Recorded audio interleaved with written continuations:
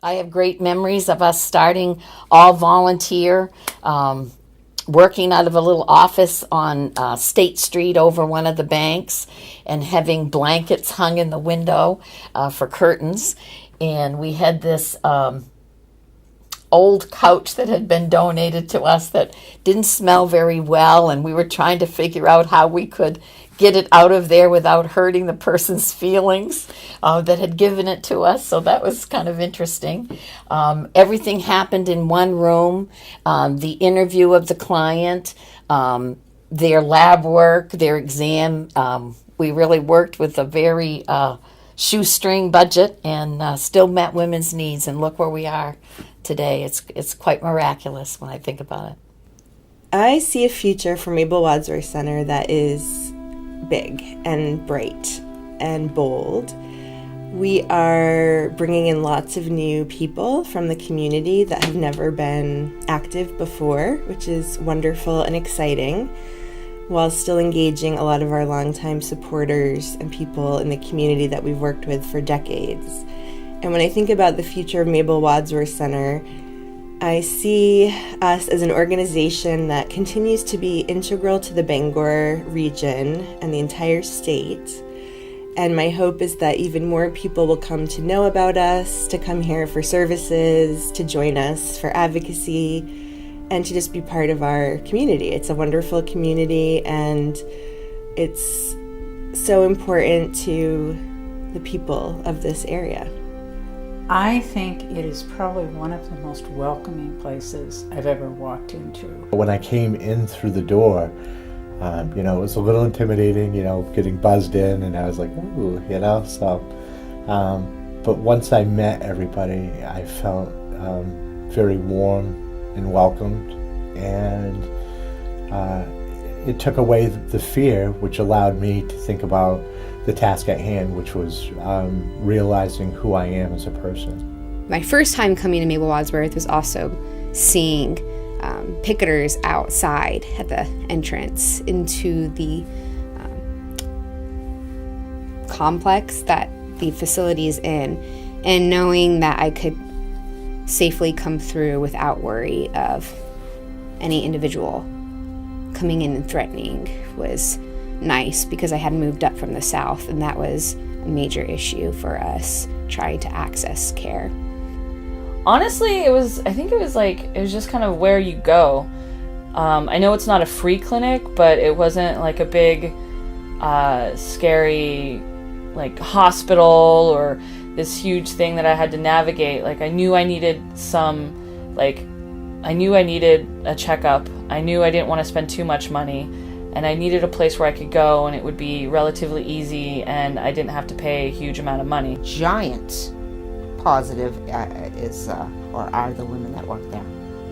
Because that is a place that I can go to and feel like I am doing something that is a help to both the people that work there and the women that are being served there. So that's really special.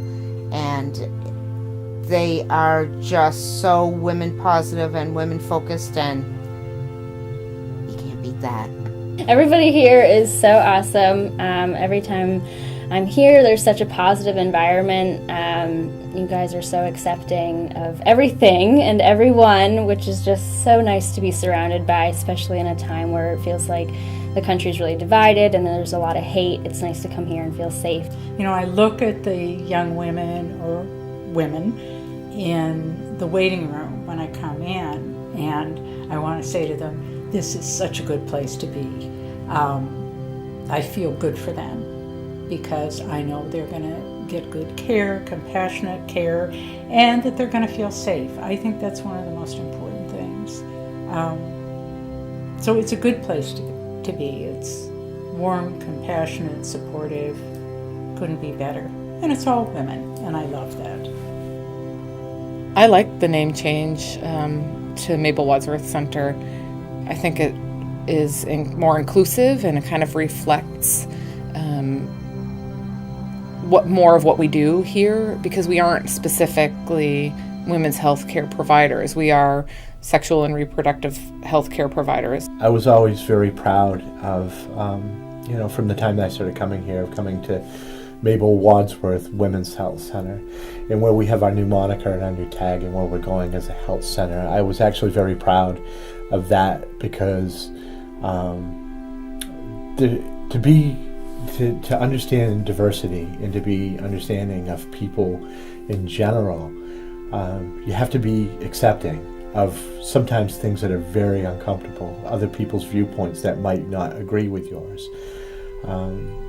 That was a huge thing to say, okay, we're going from this to this. We're going to be all inclusive. We're going to accept people, both female and male, people who identify as transgender, whether it be female, male, or non-binary, and we're going to accept them. Come to us, let us embrace you.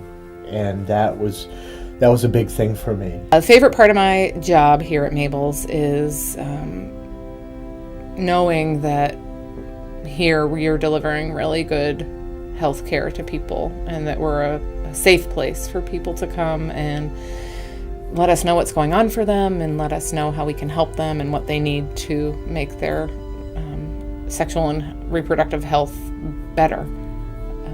Just being at a center where that's the focus and where all of us are on a team together doing that for our clients.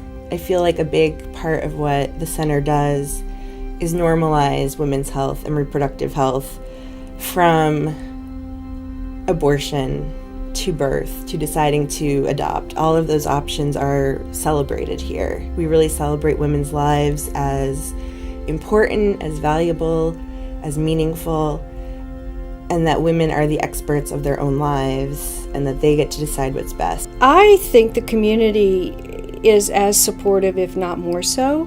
I think that change is hard to do, but I think that that it's been done really well. The center needed to both grow and also constrict a little bit in order to stay even, and that's always hard to do.